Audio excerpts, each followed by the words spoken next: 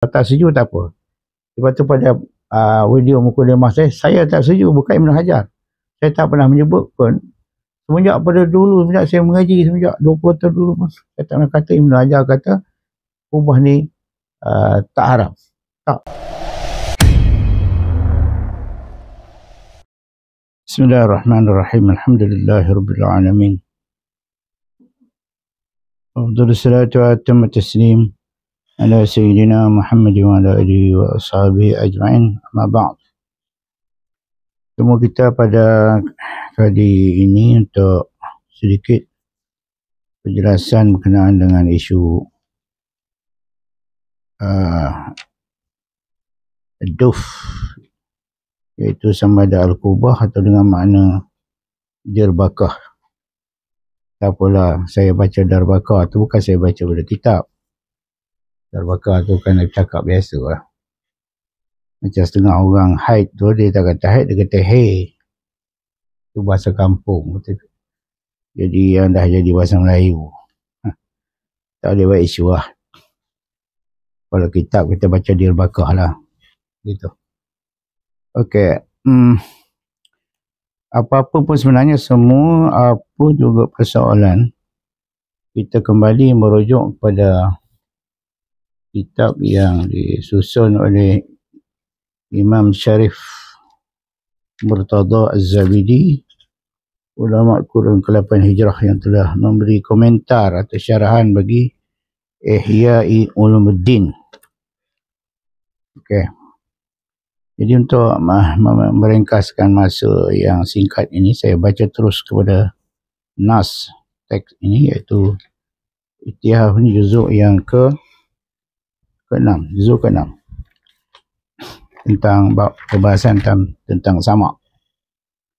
Jadi berkata Imam Zabidi, "A'lam anna al-kubata hiya tablun mukhassarun maghlufut tarafain bijildin.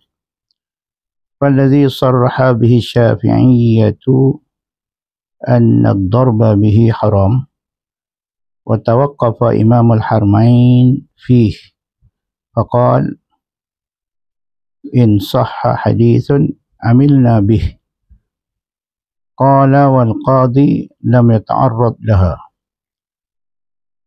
ولو رددناه إلى المعنى فهو في معنى الدف ولست أرى فيها ما يقتضي التحريم إلا أن المخنثين يعتادون الضرب بها ويتولعون بها قال والذي يقتضيه الرأي أن ما يصار منه ألحان مستلذة يهيج الإنسان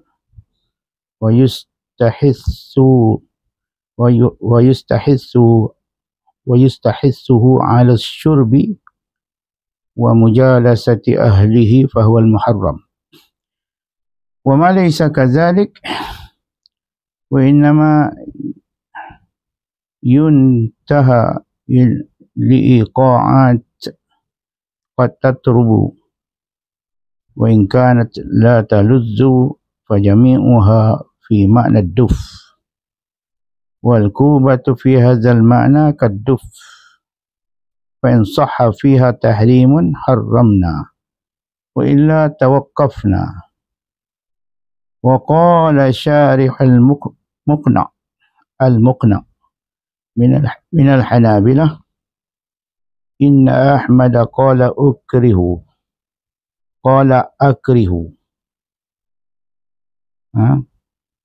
إن أحمد قال أكره الطبلة وهو الكوبة وقد أخرج أبو داود من حديث ابن عمر مرفوعا نهى عن الخمر والميسير والكوبة والغبيراء ومن حديث ابن عباس أن الله ومن حديث ابن عباس إن الله حرم الخمر والميسر والكوبة وقال كل مسكر حرام وقد أجاب المبيحون عن هذه العلة المذكورة بأن لا نسلم أنها شعار المخنثين، فإن يكن في بعض الأقاليم فيختص به، ولا نسلم أن كل شيء يفعله المخنثون يكون حراما، ولو كان ذلك كذلك لحرم على الرجال غسل الثياب حرفة، فإن المخنثين يعتادوه وأكثرهم غسالون، وإنما يمنع التشبه بهم في الأفعال المخصوصة لهم إن سلم أيضا، وإلا فلا.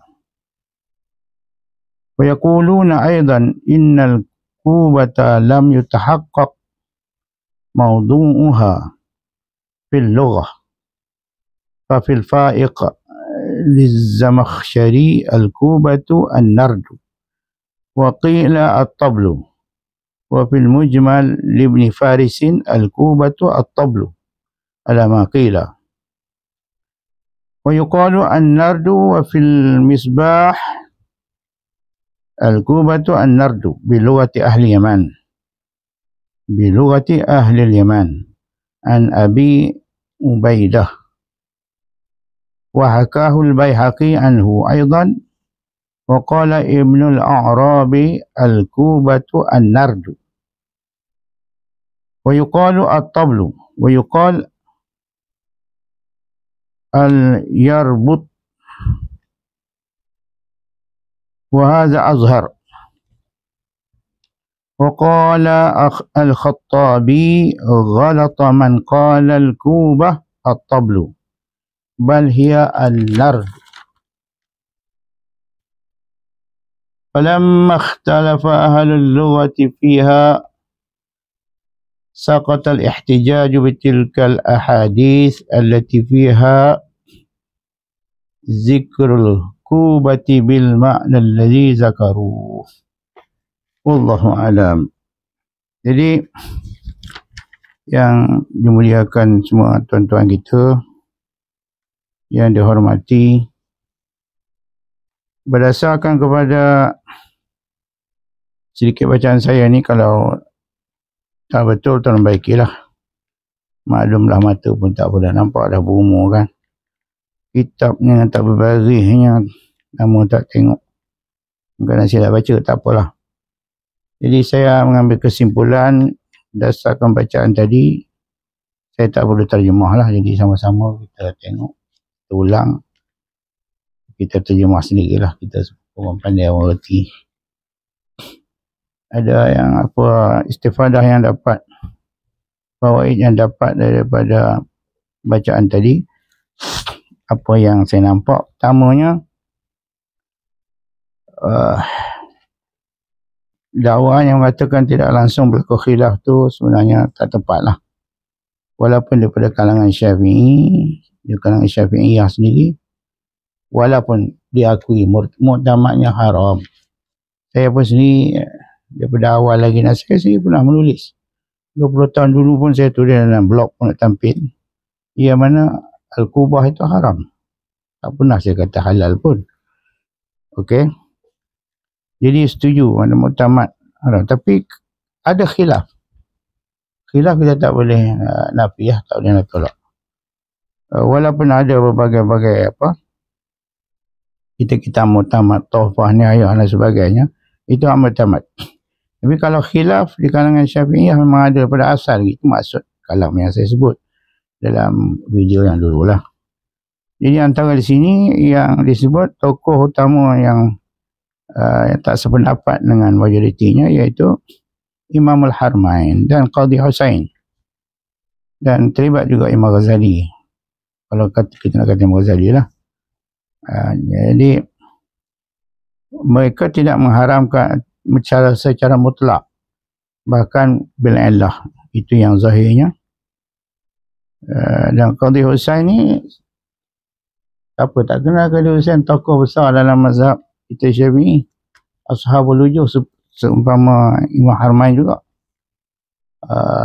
Dan Imam Harmain dalam kitab Nihayatul Matlab beliau kalau berkata Al-Qadi, kalau Al-Qadi marji'nya lah Qadi Hussein. Begitu juga Imam Ghazali. Dalam kitab beliau kalau sebut Qadi itu adalah Qadi Hussein. Dan title Qadi Hussein ni masyhur dalam fiqh mazhab kita. Bila itlaqkan Qadi dalam fiqh adalah Qadi Hussein. Baik.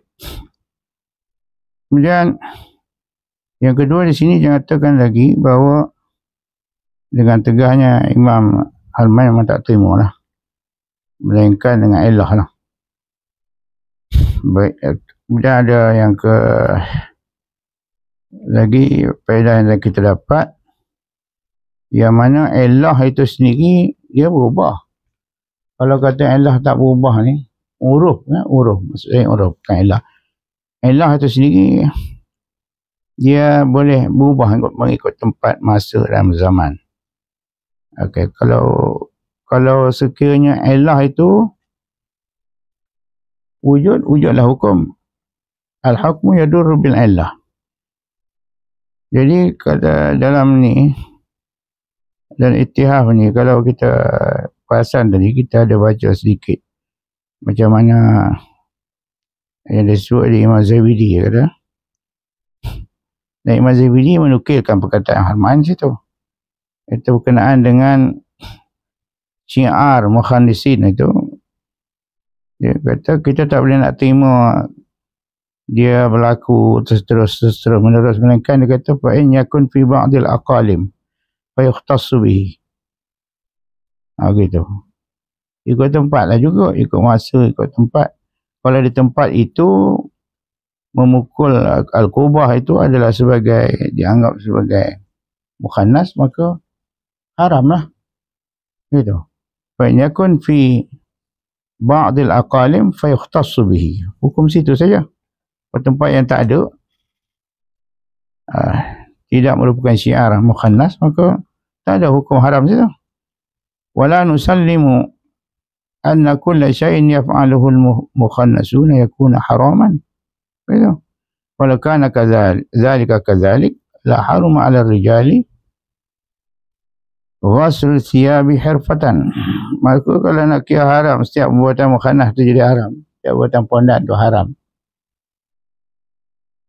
Orang tak boleh kerja lobi ya. Dia banduk kerja lobi tak boleh. Orang lelaki tak boleh kerja lobi. Haram ke lah. Pasal kebiasaannya zaman dulu ni, yang kerja membasuh lobi ni adalah mukhannas. Begitu. Nak kena tengok juga. Lepas tu dia kata sini, wa aktsaruhum ghassaluna wa innama yumna tashabbuh bihim fil af'alil makhsusah. Gitu. Okey. Satu lagi di sudut kaedah kata ijmal.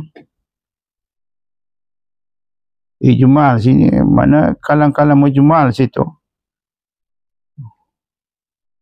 Oleh kerana lafaz al-qubah itu sendiri, bukan saya kata sini kata, kitab kata kan. Dia kata wa aidan, dia kata situ wa yaquluna masuk dia siapa? Al-mubihuna mana kalangan minal ulama yang mengharuskan al-qubah itu. Al-qubah lam yutahaqqaq mawdu'uha fil lughah. Bukan saya kata. Jadi maksud bila tidak tahqiq pada lughah, di situ dah datang kaedah yang maklum dalam mu'allaq lah, mengatakan al-ijmal sababu ikhtilafil ulama. Bila mujmal, kalam-kalam mujmal itu adalah menjadi sebab berlakunya khilaf ulama. Macam mana ad-duf itu sebagai mengatakan maknanya an-nardu, setengah mengatakan at-tablu, setengah mengatakan al-yarbut, dan berbagai-bagai. Jadi dengan mana mustarak di situ. Lepas tu ada dalam lubul usul sebuah kitab usul fiqh yang dipelajari di madrasah lah. Saya dulu sempat juga mendadah dengan Tuan Guru Lubul Usul dan Ghayatul Usul. Usul fiqh yang disusun oleh Syekhul Islam Zakaria Ansari. Di situ dia sebut satu kaedah waqa'i'ul ahwal idza tatruku ilaiha al-ihtimal saqata bihal istidlal. Betul, kalau kita matchkan di sini, kita pasang sini lian hadis al-qubah zanniyud dilalah. Dia ada zanni dilalah. Hadis-hadis lah, tak tolak hadis, tak tolak. Hadis tak tolak, terima. Dan setiap ulama yang mengharamkan itu berdasarkan nas, berdasarkan hadis dan juga berdasarkan ilah.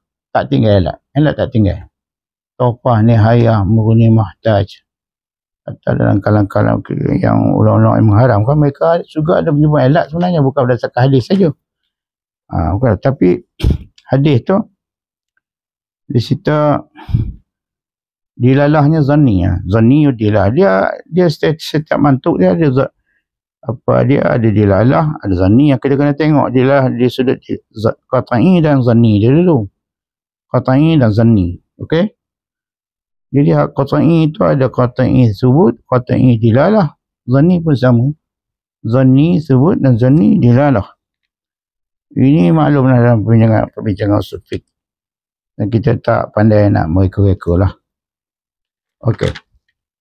Jadi saya nak fokuskan. Kalau kata langsung tak ada, kata tak ada khilaf, itu bagi saya tak tepat lah. Ini Zabidi ni. Zabidi, Masya Allah. Baik, kita tengok ni di hujung apa kata Zabidi. Zabidi kata, bukan saya kata Zabidi. Falamma ikhtalafa ahlul lughah fiha. Jadi, semua asal pada lughah, tak boleh lari. Hukum-hukum syarak, apa juga nak ijtihad, istimbat, apa semua, kembali pada lughah juga. Itu dibincangkan dalam usul fiqh. Okey, falamma ikhtalafa ahlul lughati fiha, saqata al-ihtijaj bitilka al-ahadith التي فيها ذكر القوبة بالمعنى الذي ذكروه. Ini atas kaedah idza taruqa ad-dalil idza taruqahu al-ihtimal saqata bihi al-istidlal. Ala kulliha para imam-imam yang besar kita sanjung, kita menerima fatwa mereka dan itulah muktamad kita pegang. Saya bukan di sudut apa nak tunjuk memandai tak, tetapi cubalah kalau kita perhatikan di satu sudut. Sebab dalam fatwa pun ada banyak dipraktikkan perkara ni. Di sudut maslahah dan madarah, manfaat bagi umat. Ada kemampuan umat, antaranya perbincangan tentang umum balwa al-masyaqqah tajlibu taysir.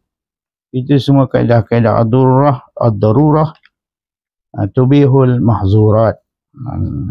Khususnya bila dikaitkan dengan umum balwa dia sekarang ni al-kubah ni, atau kalau kita saya pun setuju kalau kata al-kubah tu sendiri adalah dirbakah. Kita kata darbuka tak apalah, Yankee pun tak apa, benda yang sama je. Nak cakap macam mana pun. Jadi kompang tu kita berpegang, kita war-warkan kepada masyarakat keharamannya. Sedangkan ada pertimbangan-pertimbangan yang lain kerana perkara itu dah menjadi umum balwa. Baik di Malaysia, baik di Indonesia, bangsa kita ni memang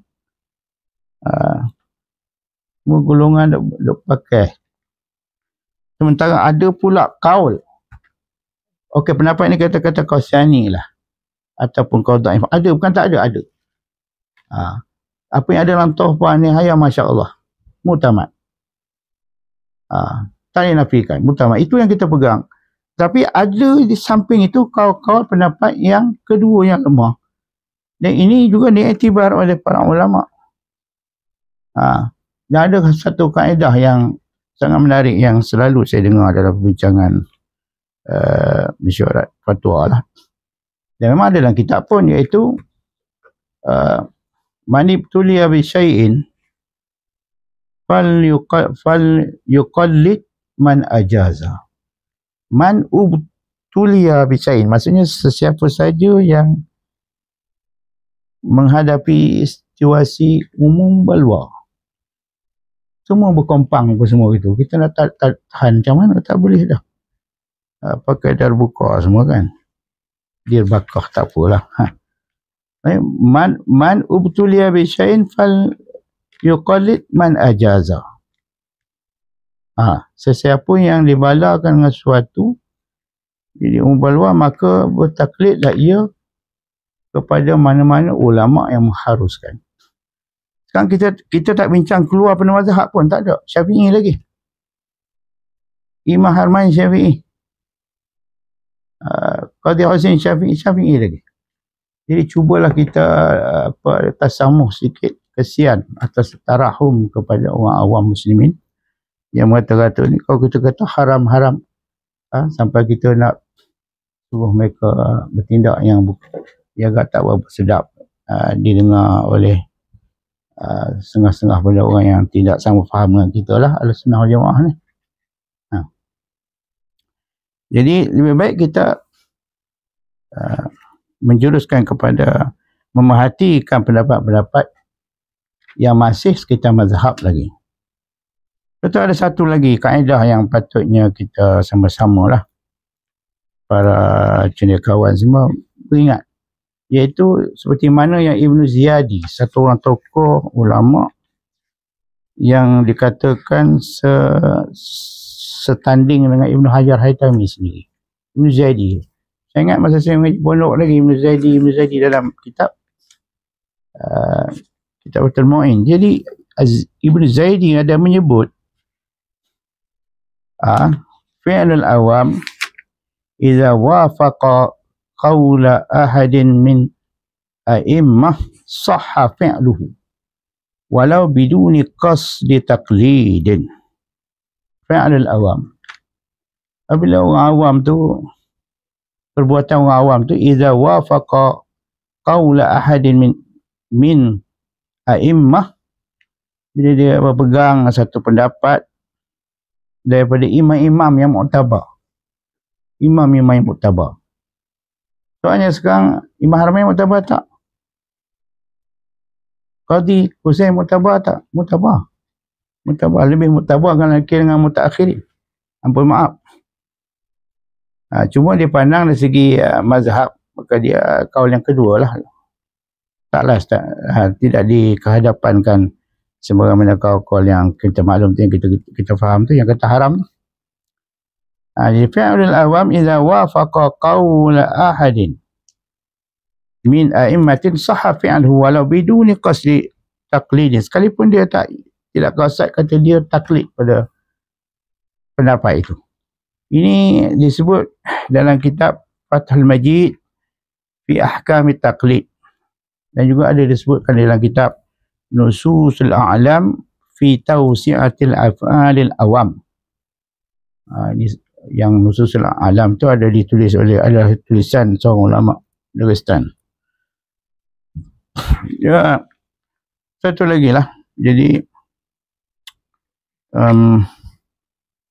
dalam mukadimah Mahalli, itu pertama, di situ Qalyubi ada menukilkan syair, katanya, atau fatwa Imam Subuki kata, wajaza taqlidu li ghairil arba'ah fi haqqi nafsihi fi hadha sa'ah. Itu antara kalam-kalam ulama mutabar yang kata berdasarkan atas asas kerana perkara-perkara yang agak menyulitkan orang awam itu hendaklah diringankan atas kaedah-kaedah itu. Man ibtuliya bi syai'in falyuqallid man ajaza dan sebagainya lah. Dan kalau kita tengok contoh-contoh dalam kitab-kitab fiqh dalam bidang rumah ibadat sendiri, dalam masalah tanahnuh contohnya, tanahnuh tu memang muktamadnya batas sembahyang lah, berdehem tu kan, tetapi dimaafkan pada orang awam. Maafkan tu orang awam. Okey. Jadi begitu juga beramal dengan kaul-kaul yang agak dianggapkan sebagai dhaif atau lemah ini demi kemaslahatan awam, maka adalah dianjurkan. Satu lagi perkara yang saya nak maklumkan pada video saya yang terawal itu berkenaan dengan isu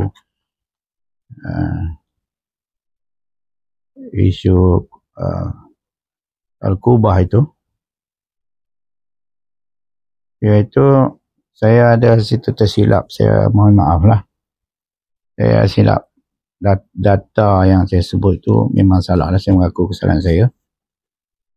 Iaitu saya mengatakan Ibn Hajar rad Imam Harmain kerana berdasarkan Imam Harmain tidak menghukumkan haramnya Al-Qubah itu kerana tawakuf, beliau bertawakuf. Begitu. Sedangkan Ibn Hajar sendiri mengatakan yang betulnya Ibn Hajar mengatakan tak boleh tawakuf lah, sebab maknanya maksudnya begitulah. Sebab ada ijma'. Kenapa Imam Harmain tawakuf menghukumkan haram? Sedangkan ada ijma'. Tapi sebenarnya itulah maksudnya. Saya tersilap kata, saya kata Imam Ibn Hajar mengatakan tidak, mengatakan tak ada ijma', menafikan ijma'. Jadi saya baikilah, sebetulkan semula. Itu memang Ibn Hajar tidak setuju dengan kaul pandangan Imam Harmain yang mengatakan, yang bersikap tawakuf terhadap hukum haramnya Al-Qubah. Jadi menurut Ibn Hajar, saya kira kalau walaupun hadis itu mungkin ada pertikaian hadisnya, jadi ada ulama mengatakan antaranya Ibn Rifa'ah sendiri, Ibn Rifa'ah sendiri mengatakan zahirnya apa yang dapat dipaham daripada tindakan Imam Harmain itu, iaitu tidak menghukumkan haram itu kerana beliau, pada sisi beliau, hadis itu tidak sahih. Itu komen daripada Ibn Rifa'ah, tak sahih pada sisi beliau. Jadi beliau tawakuf menghukumkan. Kalau sah berdasarkan perkataan Imam Harmain sendiri, kalau sah maka kami haramkan dia. Kalau tidak sah kami tawakuf berdasarkan itu. Jadi Ibn Hajar tak setuju. Ibn Hajar kata ada ijma'. Padahal ada juga komentar pada orang lain, ulasan-ulasan ulama lain. Sebenarnya maksud ijma' di situ adalah kebanyakan ittifaqul aksar lal jami'. Jadi ijma' yang dimaksudkan Syekh Ibn Hajar itu adalah ittifaqul aksar, iaitu kesepakatan kebanyakan ulama, bukan lal jami', bukan seluruh ulama Islam. Kerana khilaf berlaku di kalangan Syafi'iyah sendiri dan pada mazhab-mazhab lain. Setengah mazhab mengharuskan secara mutlak Al-Qubah itu. Ada. Boleh tuan-tuan tengoklah antaranya kitab ni lah. Bahawa selain pada kitab yang saya baca tadi, daripada Az-Zabidi, daripada kitab Mawahibul Arif ni sendiri, Al-Qattani sini mengulas sedikit. Ada nukilan-nukilan daripada mazhab-mazhab Hanbali, mazhab Maliki, pandangan mereka terhadap duf tu sendiri, dan duf itu diitlakkan termasuk Al-Qubah. Saya tak payah untuk membaca lah, kita boleh tengok. Dan ada lagi dalam kitab-kitab lain seperti kitab Nablusi sendiri, ada ya, kitab Nablusi. Jadi okey.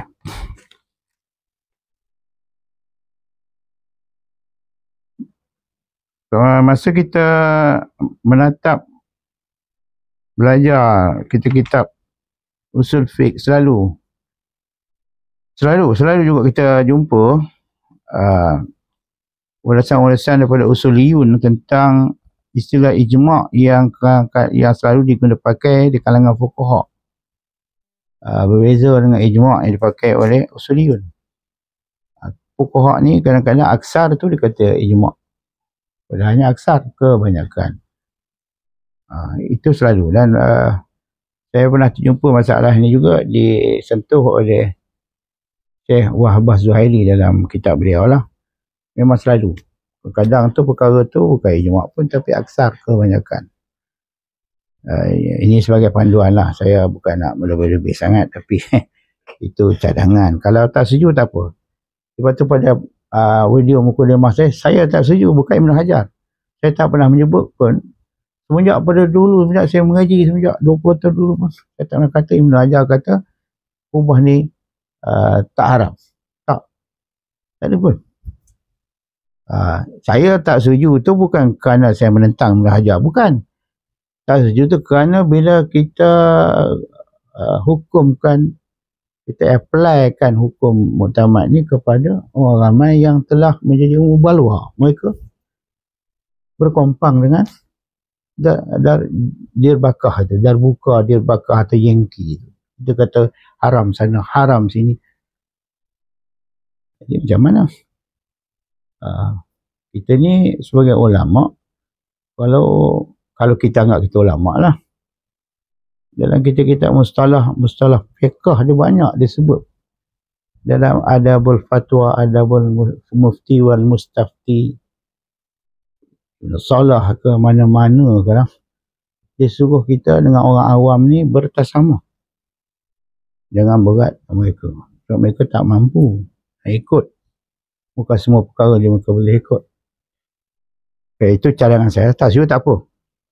Tak setuju tak apa. Tak ada masalah. Kalau nak bincang lagi pun, insyaAllah kita sama-sama boleh bincang lah. Saya rasa boleh selesai masalah ni. Mudah-mudahan jadi dapat meredakan keadaan. Assalamualaikum warahmatullahi wabarakatuh.